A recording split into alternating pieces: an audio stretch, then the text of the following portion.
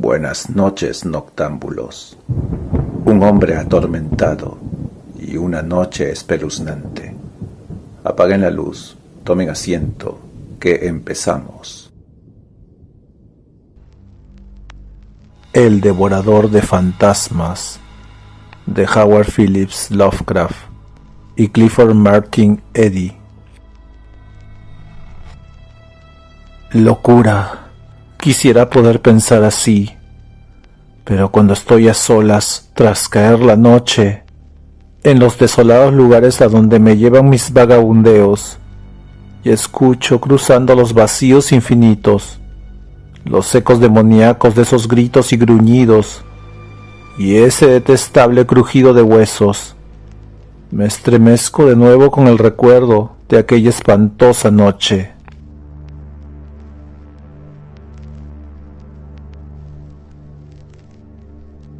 Sabía menos de montería en aquellos días, aunque ya entonces la naturaleza me llamaba tan fuerte como lo hace ahora. Hasta esa noche me había cuidado siempre de contratar un guía, pero las circunstancias me forzaron bruscamente a desenvolverme por mis propios medios. Era mediados del verano en Maine, y a pesar de mi gran necesidad de ir desde Mindfire a Glendale antes del siguiente mediodía, no pude encontrar quien me guiara, a menos que tomase la larga ruta a través de Potowis, que no me llevaría tiempo a mi meta. Habría de cruzar espesos bosques, pero cada vez que preguntaba por un guía, me topaba con negativas y evasivas. Forastero como era, me resultaba extraño que cada cual tuviera una rápida excusa. Había demasiados negocios importantes en ciernes para un villorrio perdido, y sabía que los lugareños mentían, pero todos tenían deberes imperiosos, o eso decían, y no podían más que asegurarme que la senda a través de los bosques era muy sencilla, corriendo recta hacia el norte y sin la menor dificultad para un mozo vigoroso. Si partía cuando la mañana era aún temprana, aseguraban, podría llegar a Glendale a la puesta de sol y evitar una noche al raso. Aún entonces no sospeché nada. La perspectiva parecía buena, y decidí intentarlo a solas, dejando a los perezosos pueblerinos atrás con sus asuntos. Probablemente podría haberlo intentado aún recelando, porque la juventud es testaruda, y desde la niñez me había reído de supersticiones y cuentos de viejas.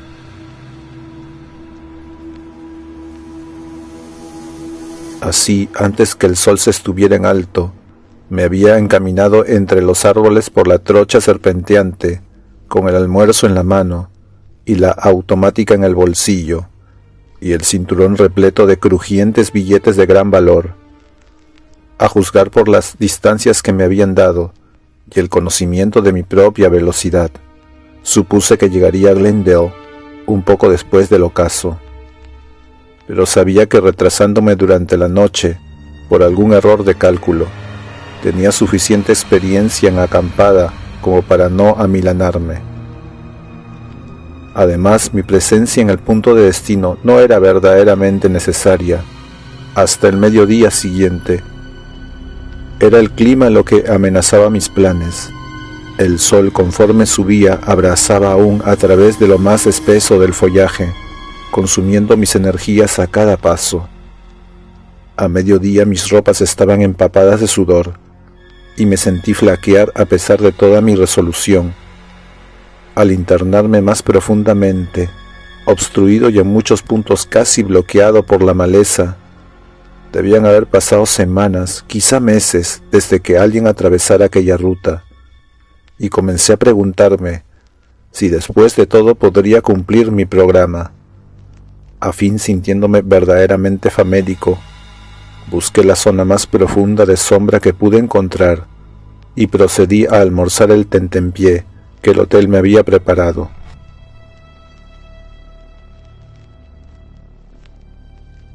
Eran algunos sándwiches insípidos un pedazo de pastel rancio y una botella de vino muy flojo.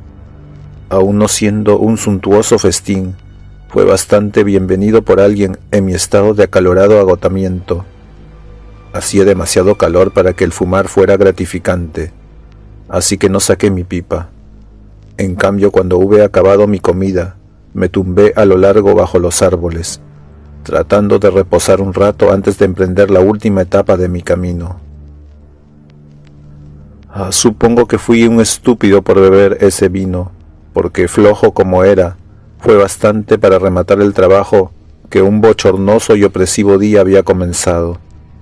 Mi plan consistía en una simple y momentánea relajación, pero con apenas un bostezo de aviso, caí en un profundo sueño.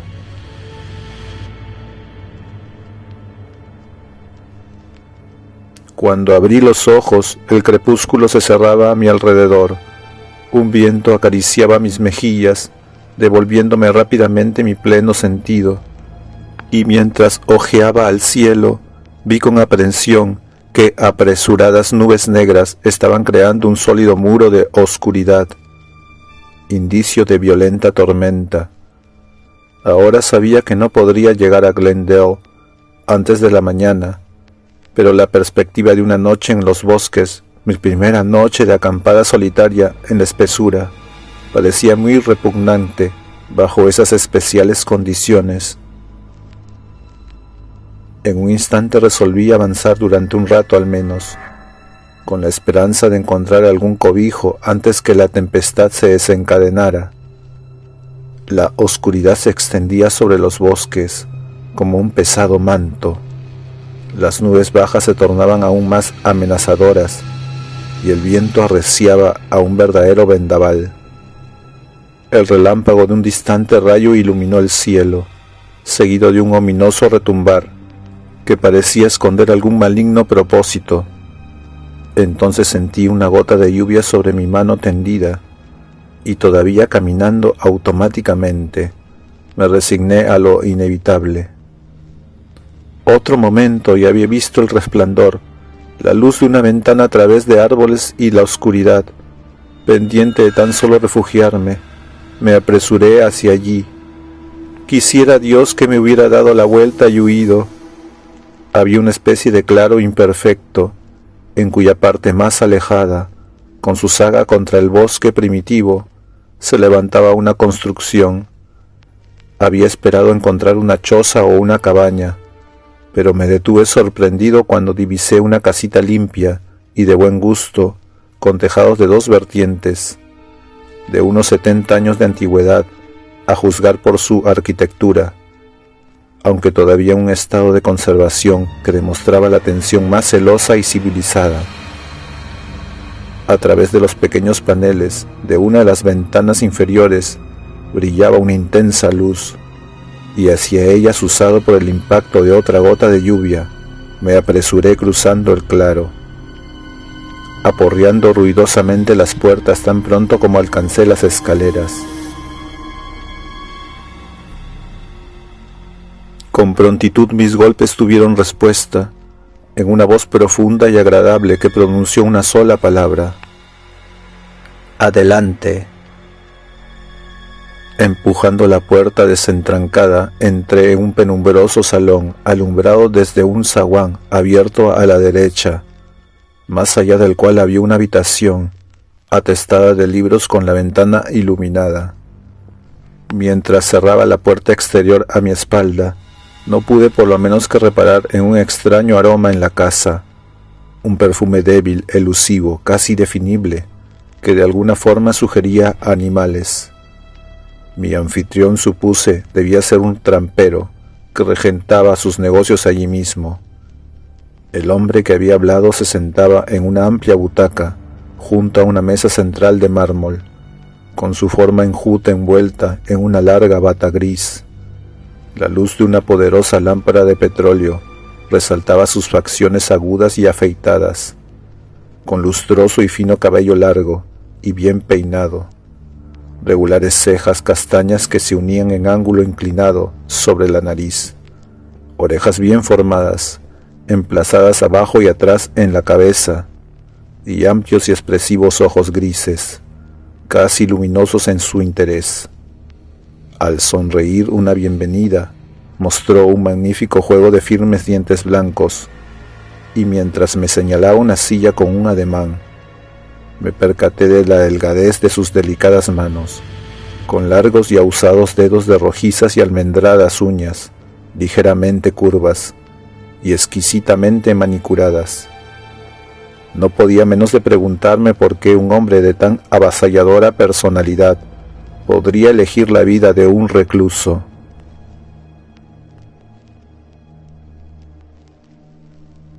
Perdón por la intromisión, me excusé, pero estoy tratando de llegar a Glendale antes de la mañana y una tormenta me hizo buscar un refugio. Como corroborando mis palabras, en este momento llegó un intenso relámpago, una reverberación chasqueante y la primera descarga de un aguacero torrencial que batía demencialmente contra las ventanas. Mi anfitrión, que parecía ajeno a los elementos, me dedicó otra sonrisa al responder.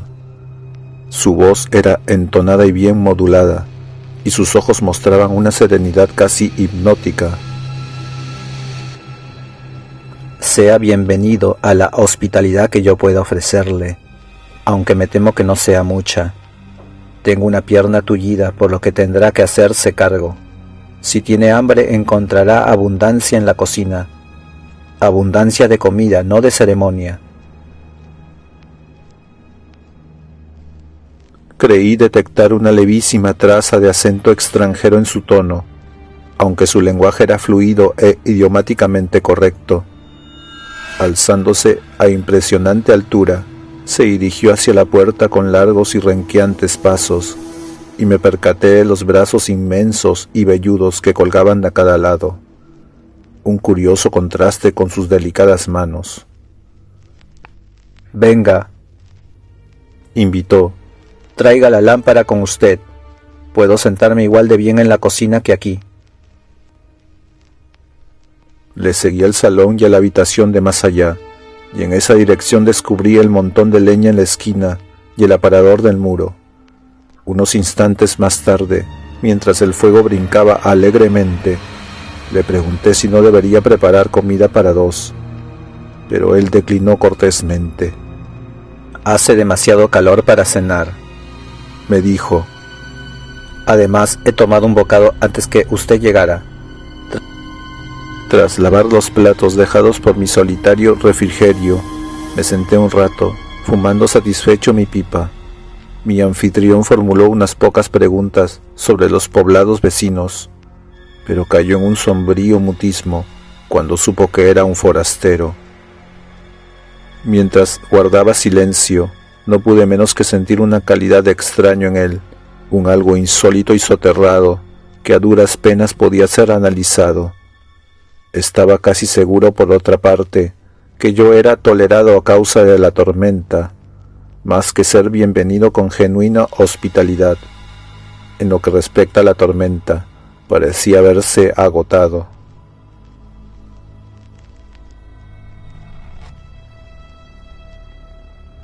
Afuera ya parecía haber clareado, puesto que había una luna llena entre las nubes, y la lluvia había menguado hasta una simple llovizna.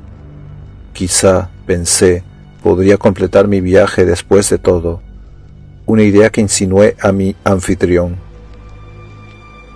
«Mejor aguardar hasta mañana», insistió.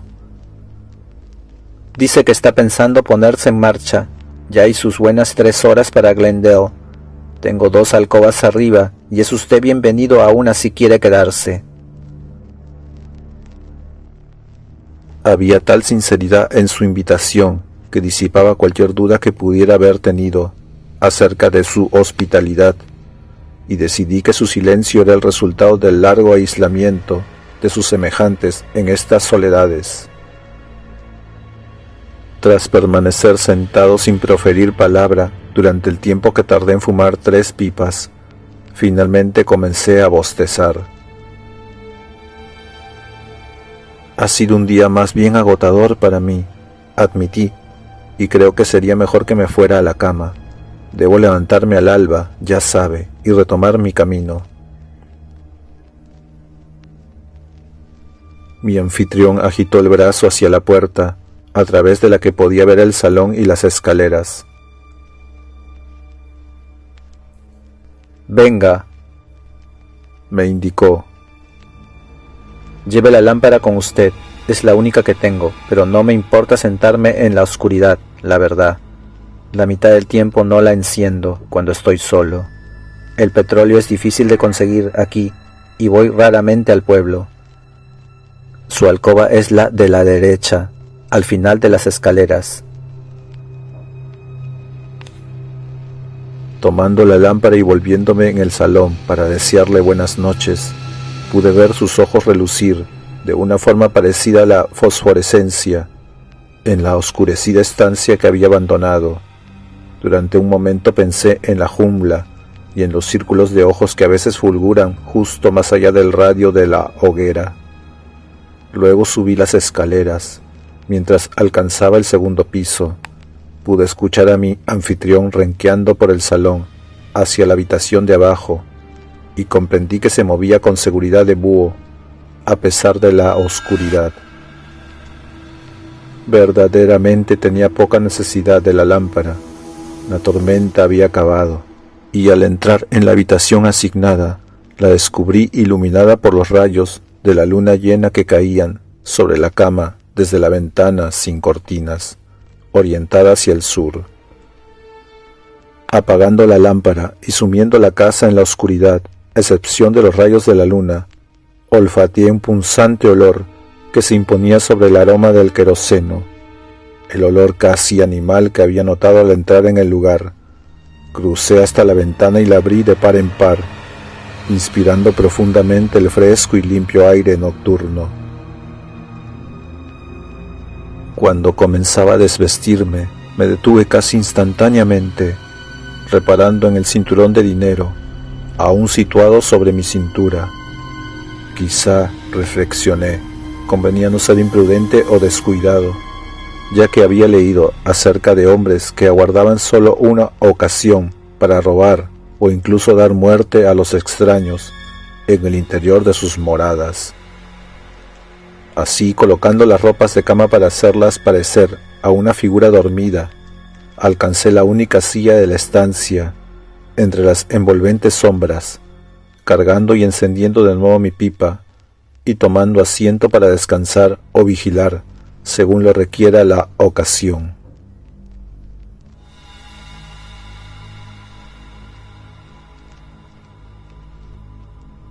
No podía llevar mucho tiempo sentado, cuando mis sensibles oídos captaron el sonido de pisadas subiendo las escaleras. Todos los viejos cuentos sobre anfitriones ladrones vinieron a mi cabeza, pero otro instante de escucha reveló que las pisadas eran francas, fuertes y descuidadas, sin atisbo de disimulo, mientras que los pasos de mi anfitrión, por lo que había oído desde el final de las escaleras, eran zancadas blandas y renqueantes. Apagando las brasas de mi pipa, la puse en mi bolsillo. Después, empuñando y teniendo mi automática, me levanté de la silla y caminé de puntillas por la estancia, agazapándome tensamente en un punto desde el que podía cubrir la puerta.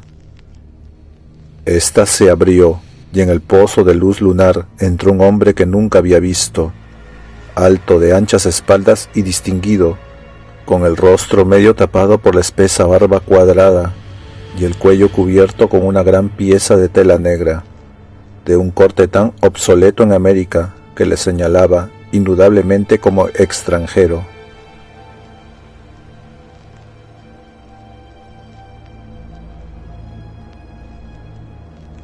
Cómo había entrado en la casa sin que me apercibiera es algo fuera de mi entendimiento, no pudiendo creer ni por un instante que estuviera oculto en la otra alcoba del salón abajo. Mientras le observaba pensativamente, bajo engañosos rayos de luna, me pareció que podía ver directamente a través de la robusta forma, pero quizá esto solo fue una ilusión, derivada de mi repentina sorpresa. percatándose del desarreglo de la cama, pero desdeñando evidentemente la fingida ocupación. El extranjero musitó algo para sí mismo en una lengua extraña y procedió a desnudarse. Lanzando sus ropas a la silla que había desocupado, se metió en la cama, se arropó, y en 1 o 2 segundos estaba resollando con la regular respiración de alguien profundamente dormido.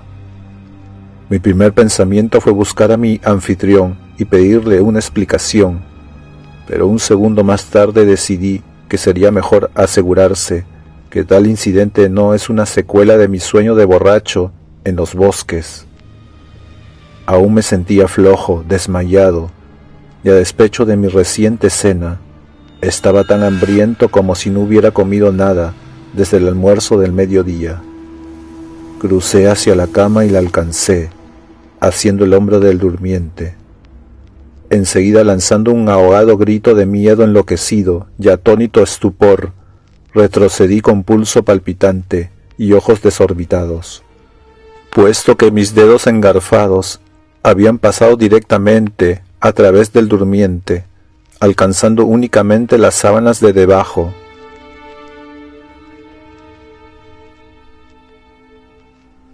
Un análisis completo de mis sensaciones enervadas y confundidas sería inútil. El hombre era intangible, aun cuando todavía podía verle, escuchar su respiración regular y observar su figura medio envuelta de lado bajo las sábanas. Y entonces, mientras estaba a punto de creerme loco o bajo hipnosis, escuché otras pisadas en las escaleras blandas, almohadilladas, perrunas, pisadas cojeantes, tamborileando hacia arriba, arriba, arriba, y otra vez el punzante olor animal, ahora con redoblada intensidad. Aturdido y alucinado me arrastré una vez más tras la protección de la puerta abierta, estremecido hasta la médula, pero ya resignado a cualquier destino conocido o desconocido. Entonces, en ese pozo de fantasmal luz lunar, irrumpió la enjuta forma de un gran lobo gris, cojo, según pude ver, pues una de las patas traseras se mantenía en el aire, como herida por algún tiro perdido. La bestia giró la cabeza en mi dirección, y la pistola resbaló de mis temblorosos dedos, resonando sordamente contra el suelo.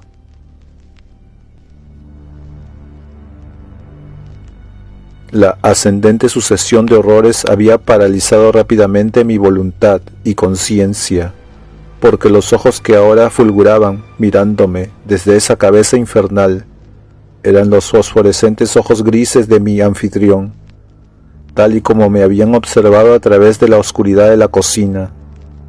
Ni siquiera sé si me vio. Los ojos fueron desde mi dirección hacia la cama y contemplaron con glotonería al espectral durmiente. Luego la cabeza se echó atrás y de esa demoníaca garganta brotó el más espantoso ulular que haya oído jamás. Un aullido ronco, nauseabundo, lobuno, que casi hizo detenerse mi corazón. La forma en la cama se removió, abrió los ojos y se encogió ante la vista.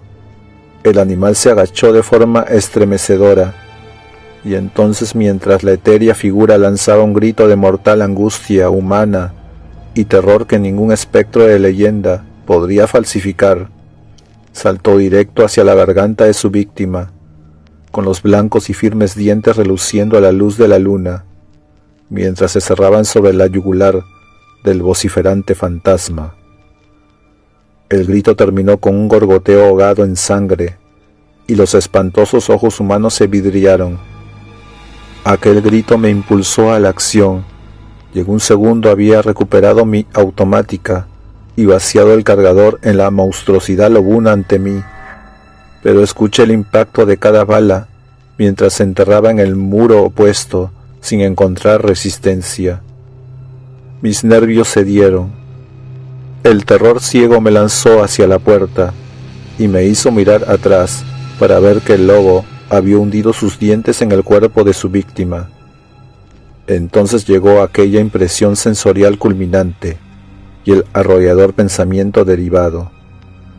Era el mismo cuerpo que yo había atravesado con la mano momentos antes, pero mientras me abalanzaba por esa negra escalera de pesadilla, pude escuchar el astillarse de los huesos.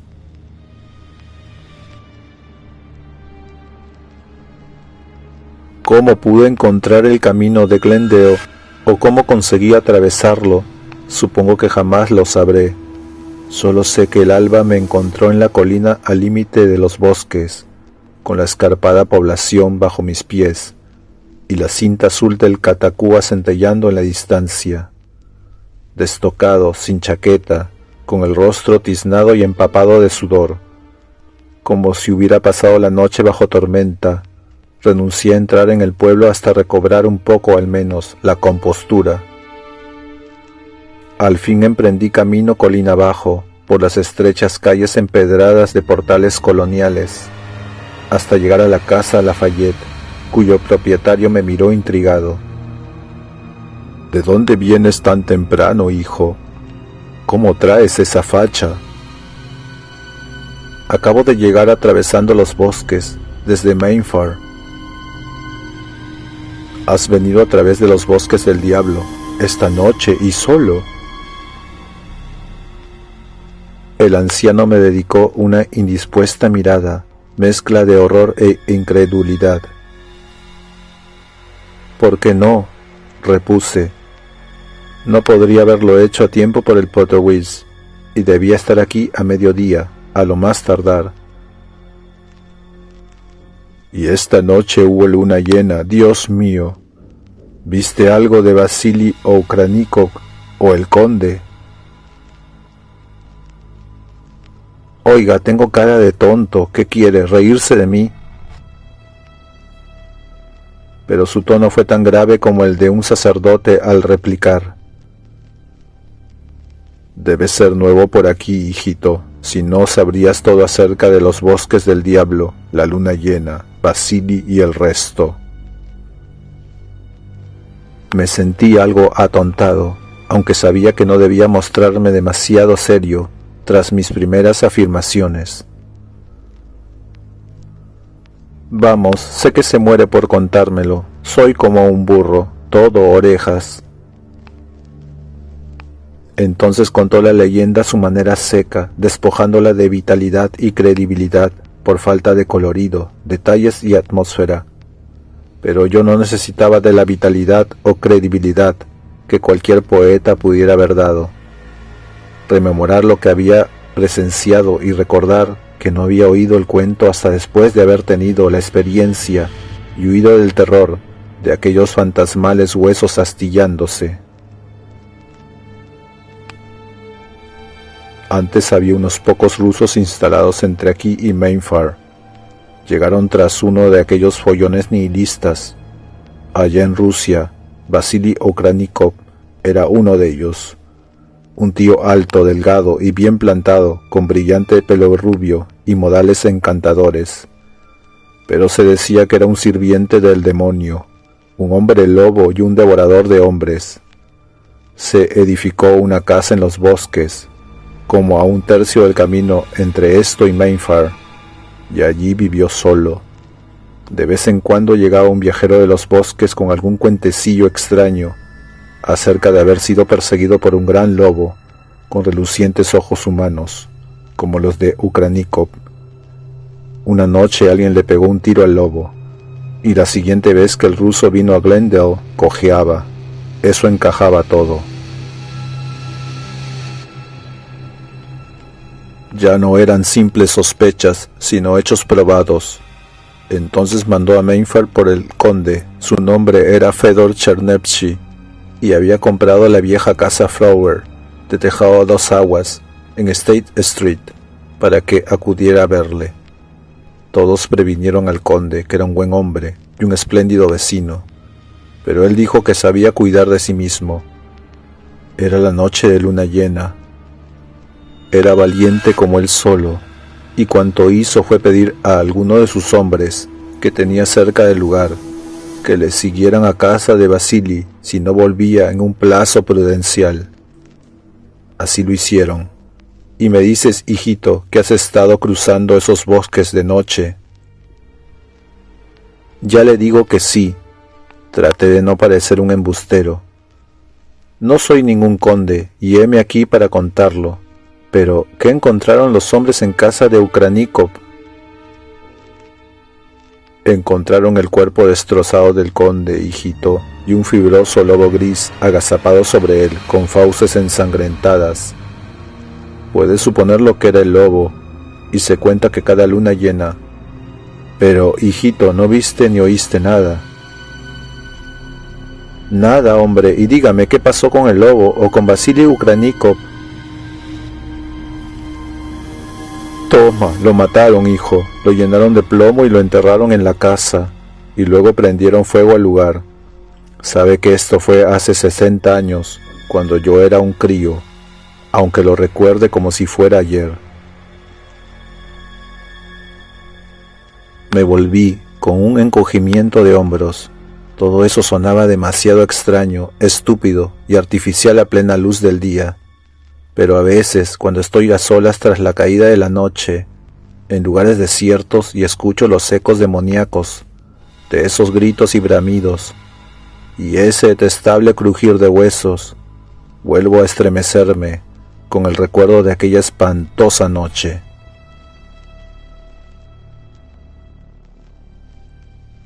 Estimado noctámbulo, si el video fue de tu agrado, por favor dale me gusta y compártelo en tus redes sociales. Eso me ayudaría muchísimo. Gracias.